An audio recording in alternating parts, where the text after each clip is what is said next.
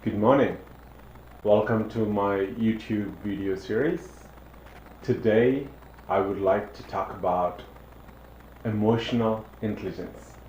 Well, this is something that I have taken courses over a period of last 20 years at the interval of roughly 5 years to 7 years.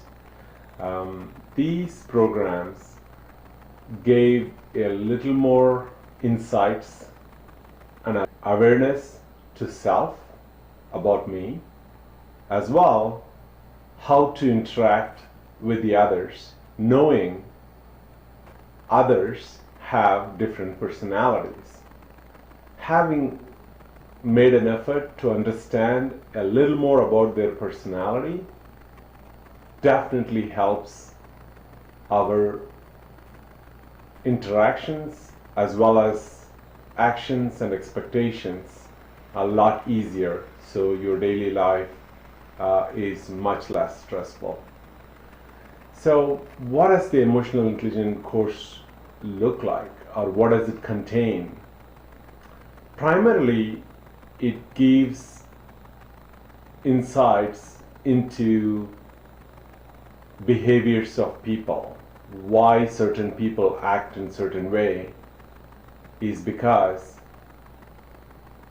people think very uniquely and differently, but what psychologists have done or behavioral analysts have done over a period of last 50 to 100 years is trying to classify the type of people into a profile, and they name the profile as DISC profile.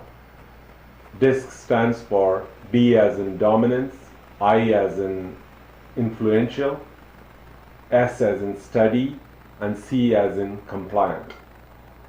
So there's no perfect classification because the people are unique, but this is the closest that we can easily understand and associate and group them. While it could get a little bias in trying to classify the people, but certainly having a little classification and a nomenclature does help us to understand better. And that's the human psychology 101, right? So how does this DISC is analyzed? Primarily, every candidate will be given a series of roughly say 100 to 150 questions, depending on the type of organization through which you go through the DISC profile.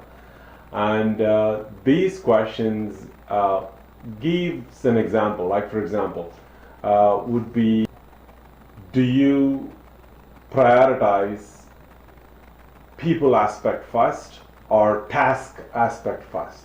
Like, it's very difficult to answer. Both are important. Task is important, people are important. But if you are a influencer, you will prioritize the people aspect first and more focus on understanding the people and the feeling side of it. If you're task oriented, you more understand of how the task is divided and what skills constitute to it. Can this person, or not even on the person side, but at least on the task side, more focus on. So these questions is typically taken in a period of 15 minutes, reading through the questions and responding them. Without deeply analyzing the questions, you just go ahead. What comes to your first instinct, you classify them. At the end of that, you will get a report that classifies your profile. For example, mine was a very strong I, that is influential, and a very weak compliance. So that means that when it comes to very detail oriented, I am less focused. When it is people and interactions, that's my natural state. I focus a lot and that's my comfort zone. So I naturally spend a lot of time.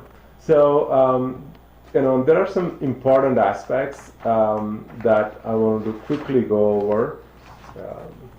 So, for example, for a dominant person, right, the expectation is, help me win, get ahead, give me freedom from excessive controls, challenge and stretch me. right? That's what a dominant person would like.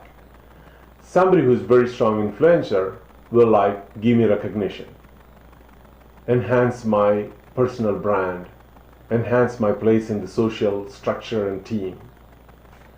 Whereas a steady person will expect, entrench my security, entrench my harmony, don't embarrass me. That's the steady person. Steady person would like, it's like an anchor, right? Influencer is more like a love symbol. Dominant person is let's win, and the compliant person is fast, clean, efficient. Let's get it done. Keep it real, backed with a lot of data and analytics. Low key thank yous, right? That's enough for them. That will drive. But for an influencer, you need a recognition in public places so that you grab his entire attention and he will go extra mile to get that recognition, right? So having that understood will give a good perspective to interact with the teams, interact with the members of your family. So it's a little insights, but again, I wouldn't take it literally and start applying the scenario every time. It's not even to an extent that you want to use this to manipulate. Basically, it is like make your daily life less stressful by knowing what to expect from others, right?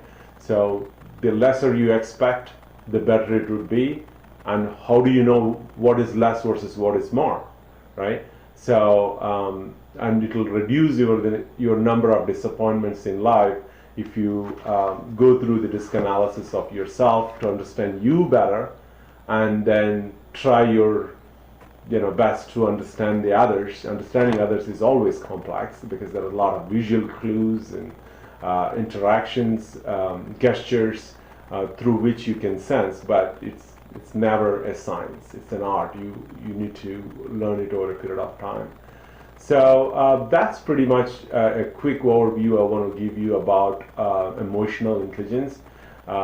If you get an opportunity, please do take the DISC test and be self-aware and try to see among the people whom you interact, what profile they might belong, and accordingly you can reset your own expectations. That's the key outcome of this. And there are a bunch of techniques around it.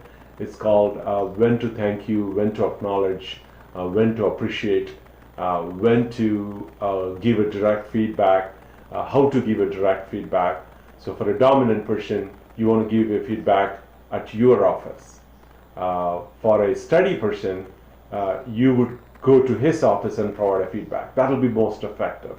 And again, there's no right way or wrong way of doing it, but if you do an effective way, that might be your time and effort put on that task will be a lot more worthwhile. So that's pretty much the key takeaway from emotional intelligence as a topic. I hope this has been helpful.